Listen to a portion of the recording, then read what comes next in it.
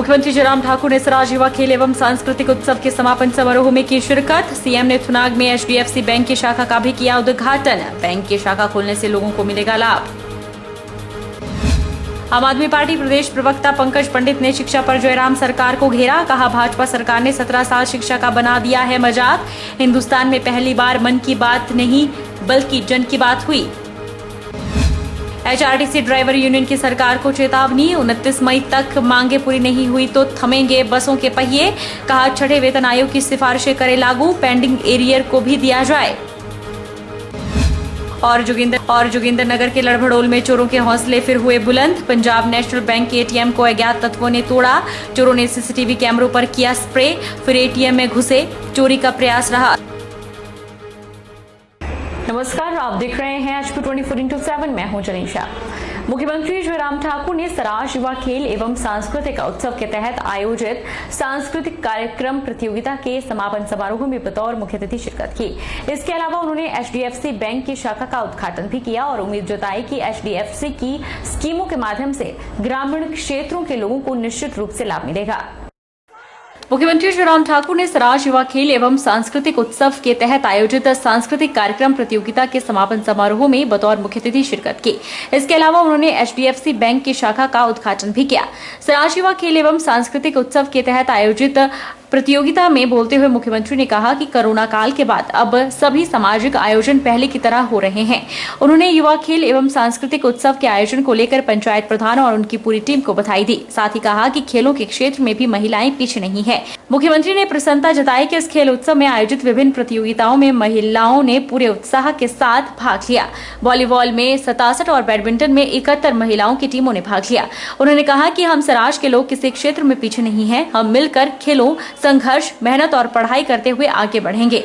साथ ही राजनीतिक क्षेत्र में भी आने वाले समय में फिर से आगे बढ़कर उसी स्थान और सम्मान को हासिल करेंगे।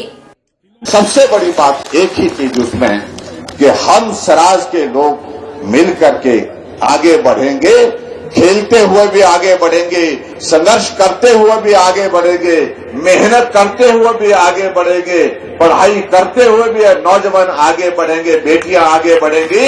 हर क्षेत्र में हमारा स्वराज आगे बढ़े और उसमें राजनीतिक क्षेत्र की भी अगर बात आती है तो हम स्वराज के लोग फिर से आने वाले समय में आगे बढ़कर के उसी स्थान को, उसी सम्मान को हासिल करें जो हासिल किया। उधर मुख्यमंत्री जयराम ठाकुर ने थुनाग में एचडीएफसी बैंक की शाखा का उद्घाटन किया। इस दौरान उन्होंने बैंक प्रबंधन का आभार जताया कि वे पिछड़े और ग्रामीण क्षेत्रों में भी शाखा खोलकर लोगों को बैंक सेवाएं दे रहे हैं। मुख्यमंत्री ने कहा कि देखा गया है कि निजी बैंकों की सेवाएं बड़े शहरों में उपलब्ध रहती थी, लेकिन आज छोटे छोटे गाँव, पिछड़े क्षेत्रों में भी बैंकिंग की सेवा लोगों को दी जा रही है। पहले के समय में लोगों तक पैसे पहुंचाने में बहुत बड़ी कठिनाइयां आती थी। पहले अगर किसी को 1 रुपया देना हो तो वो उस व्यक्ति तक पहुंचते पहुंचते उससे 15 पैसे ही मिलते थे, लेकिन आज ऐसा नहीं है। आज लोगों के पैसे सीधे उनके खातों में जा रहे हैं। उन्होंने उम्मीद जताई कि एचडीएफसी की स्कीमों के माध्यम से ग्रामीण क्षेत्रों के लोगों को लाभ मिलेगा। और ये कहा जाता था किसी जमाने में कि अगर 1 रुपये किसी लाभार्थी तक पहुंचाने के लिए हम भेजते हैं तो पहुंचते पहुंचते उसके पास जब बारी आती है उसकी तो 15 पैसे उसको पहुंचते हैं। तो आज वो स्थिति नहीं। अगर 1 रुपये प्रधानमंत्री जी किसी योजना के अंतर्गत किसी लाभार्थी को भेजते हैं तो 1 रुपये ही उस लाभार्थी तक पहुंचता है। ये बहुत बड़ी बेहतरीन बात है और मैं ज्यादा नहीं कहना चाहूंगा। मुझे इस बात की खुशी है कि दूर दराज के इलाके में थुनाग में एचडीएफसी की इस ब्रांच की शुरुआत हुई है। मैं उम्मीद करता हूं यहाँ इनका अपना काम भी ठीक चलेगा, बिजनेस भी मिलेगा। थुनाग में आयोजित स्वराज युवा खेल एवं सांस्कृतिक उत्सव 2022 का समापन समारोह की कुछ ऐसी तस्वीरें सामने आई हैं जिन्हें देखकर आप भी हर्षित हो जाएंगे। यहां लोगों ने अपने मुख्यमंत्री जयराम ठाकुर को सरांखों पर बिठा दिया। अपने चहेते नेता, विधायक और मुख्यमंत्री को लोगों ने कंधों पर उठा लिया और खूब नचाया।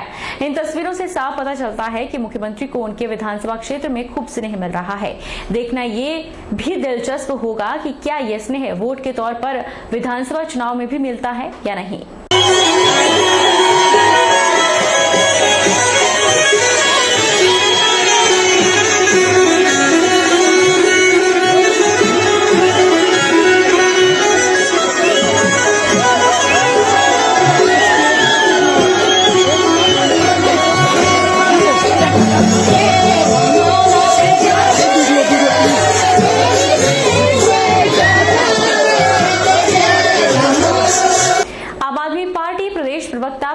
पंडित ने कहा है कि हिंदुस्तान में पहली बार मन की बात नहीं बल्कि जन की बात हुई है।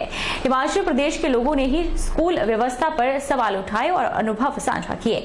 उसी आधार पर दिल्ली के उप मुख्यमंत्री मनीष सिसोदिया ने हिमाचल की शिक्षा प्रणाली पर बात रखी। पंकज पंडित ने मुख्यमंत्री के बयान की भी निंदा की और कहा कि जयराम सरकार की प्राथमिकता में कभी शिक्षा नहीं है। आम आदमी पार्टी प्रदेश प्रवक्ता पंकज पंडित ने कहा कि हिंदुस्तान में पहली बार मन की बात नहीं बल्कि जन की बात हुई है। मुख्यमंत्री कहते हैं कि हिमाचल को कोई और मॉडल नहीं चाहिए, जिसका सीधा संकेत है कि प्रदेश सरकार की प्राथमिकता में कभी भी शिक्षा नहीं है। उन्होंने सवाल करते हुए कहा कि वर्तमान मॉडल से आपका क्या मतलब है? प्रदेश में प्राइवेट स्कूलों की लूट जारी रहेगी, किसी तरह का नियंत्रण नहीं होगा, शिक्षा की गुणवत्ता में कोई सुधार नहीं होगा। ये वर्तमान शिक्षा मॉडल हिमाचल का है, जिसका समर्थन मुख्यमंत्री करते हैं। पंकज पंडित ने कहा कि मुख्यमंत्री दावा करते हैं कि भाजपा सरकार ने 4.5 सालों में दिन रात का बदलाव किया। यहाँ 534 स्कूल एक शिक्षक के सहारे चल रहे हैं और स्कूलों में अध्यापकों की कमी की रोज खबरें लग रही है, लेकिन फिर भी सरकार बेहतर दावे करती है। ये सरकार कभी भी शिक्षा को बेहतर नहीं करना चाहती। ये सरकार आम जनता को शिक्षा से वंचित रखना चाहती है और सरकारी स्कूलों को जानबूझकर उजाड़ा जा रहा है ताकि निजी स्कूल फल फूल सके। पंकज पंडित ने कहा कि दिल्ली में 4 लाख नए बच्चे नए शैक्षणिक सत्र में बढ़ते हैं और हिमाचल में 2 लाख बच्चे स्कूल छोड़कर चले जाते हैं और आप ऐसे मॉडल को चला रहे हैं। दोनों दलों ने प्रदेश के मुद्दों पर कभी भी चुनाव नहीं लड़ा, हमेशा आरोप प्रत्यारोप की राजनीति चलाई, लेकिन पहली बार चुनाव होंगे जिसमें शिक्षा मुद्दा बना है। लेकिन बड़े दुख से कहना पड़ रहा है कि हमारे माननीय मुख्यमंत्री महोदय का जो बयान आया है कि हिमाचल प्रदेश को कोई और मॉडल नहीं चाहिए, इसका सीधा संकेत है कि प्रदेश सरकार की प्राथमिकता में कभी भी शिक्षा नहीं है। वर्तमान मॉडल से क्या मतलब है आपका कि हिमाचल प्रदेश में हजारों स्कूल बिना शिक्षकों के चलेंगे? प्रदेश में प्राइवेट स्कूलों के नाम पे लूट जारी रहेगी, किसी तरह का नियंत्रण नहीं होगा, प्रदेश में शिक्षा की गुणवत्ता में कोई सुधार नहीं किया जाएगा। क्या ये वर्तमान के मॉडल जो शिक्षा का है इसका समर्थन हमारे माननीय मुख्यमंत्री जी करते हैं? पूरे हिमाचल प्रदेश की बात छोड़िए, मैं जिला मंडी की बात करता हूं जिसमें मुख्यमंत्री दावा करते हैं कि हमने दिन रात का बदलाव किया है 4.5 साल। क्या बदलाव किया है आपने? 534 स्कूल आपके एक शिक्षक के सहारे चल रहे हैं, एक शिक्षक के सहारे। आप इस मॉडल का समर्थन करते हैं?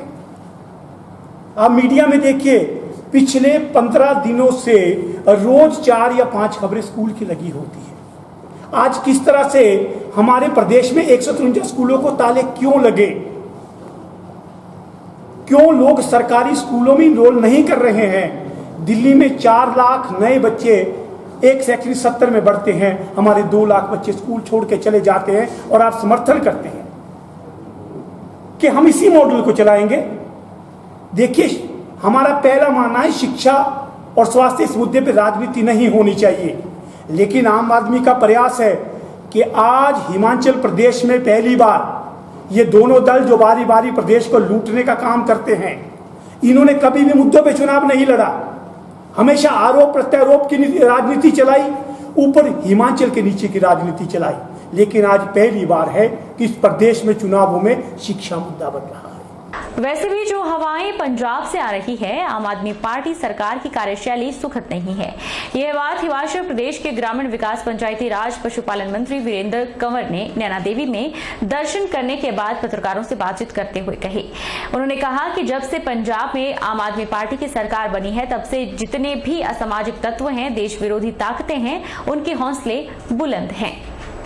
हिमाचल प्रदेश के मंत्री वीरेंद्र कंवर ने जहां पर नैना देवी माता के मंदिर में पूजा अर्चना की, वहीं प्राचीन हवन कुंड में आहुतियां भी डाली।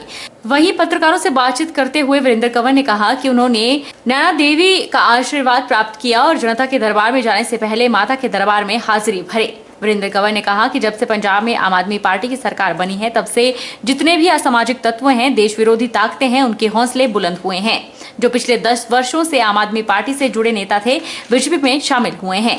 उन्होंने कहा कि हिमाचल प्रदेश देवभूमि और वीर भूमि है। हमारे नौजवानों ने देश की रक्षा के लिए, सुख शांति के लिए पैरामिलिट्री फोर्स में अपने बलिदान दिए हैं, इसलिए यहाँ पर यह संभव नहीं है और हिमाचल प्रदेश में तो चर्चा का विषय भी आम आदमी पार्टी नहीं है।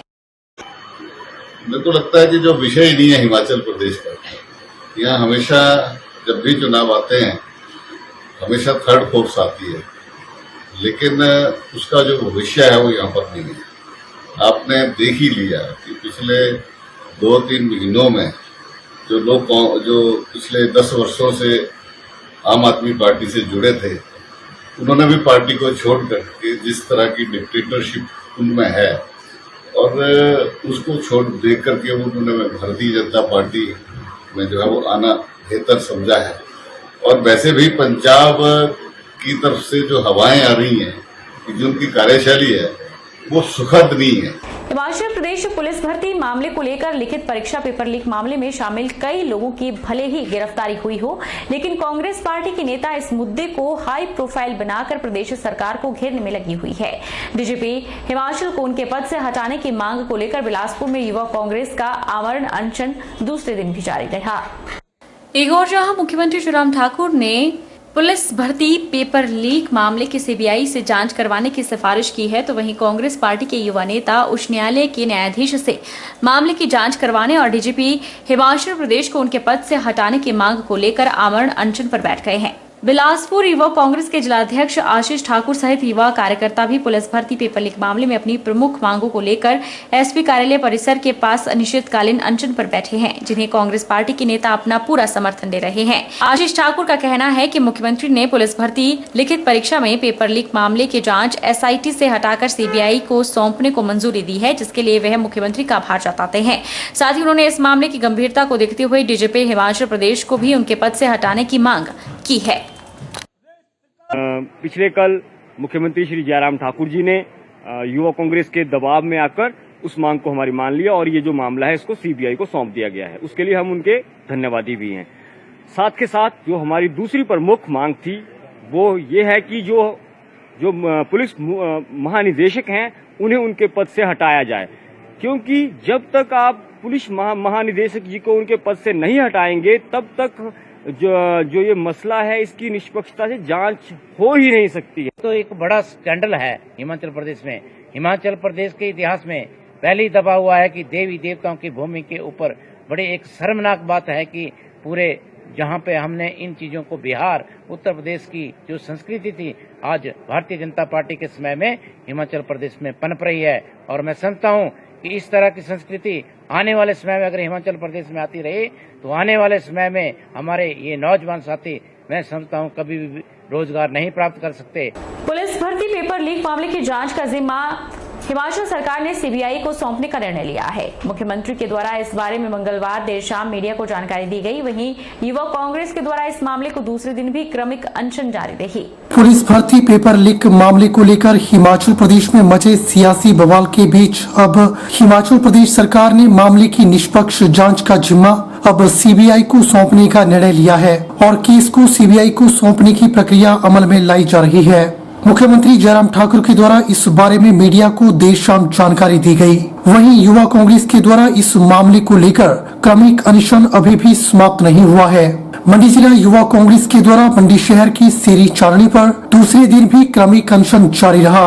जिला युवा कांग्रेस प्रवक्ता डिम्पल शर्मा ने कहा कि प्रदेश सरकार के द्वारा पुलिस भर्ती पेपर लीक मामले की जांच सीबीआई को सौंपी जा रही है। युवा कांग्रेस सरकार के इस निर्णय का स्वागत करती है, लेकिन पुलिस महानिदेशक को नैतिकता के आधार पर अपने पद से इस्तीफा देना चाहिए, क्योंकि दिन ब दिन इस मामले में नए खुलासे हो रहे हैं और घोटाले सामने आ रहे हैं। लेकिन डीजीपी की ओर से इस मामले में अभी तक कोई बयान सामने नहीं आया है। पुलिस महानिदेशक जब तक अपने पद से इस्तीफा नहीं देते हैं तब तक युवा कांग्रेस का यह क्रमिक अनशन जारी रहेगा। हमने लगातार प्रदेश सरकार से मांग रखी थी कि इस मामले को जल्द से जल्द सीबीआई को सौंपा जाए और जैसे ही हमने पिछले कल इसके खिलाफ धरना शुरू किया तो शाम को ही प्रदेश सरकार ने उस मामले को सीबीआई को सौंपा।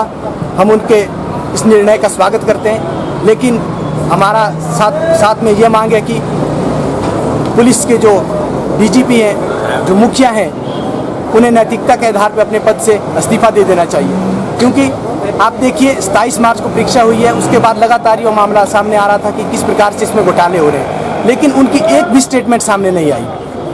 उसके बाद उनकी नाकों के नीचे से किस प्रकार से अभी कई सरगना पकड़े जा रहे हैं, कभी इनके लिंक्स बिहार में निकल रहे हैं तो कभी नेपाल में। इसलिए हमारी मांग है कि पुलिस के महानिदेशक जल्द से जल्द अपने पद से नैतिकता के आधार पर इस्तीफा देते हैं। अगर वो नहीं देते हैं तो युवा कांग्रेस लगातार अपना अनशन जारी रखेगी। रुकेंगे छोटे से ब्रेक के लिए।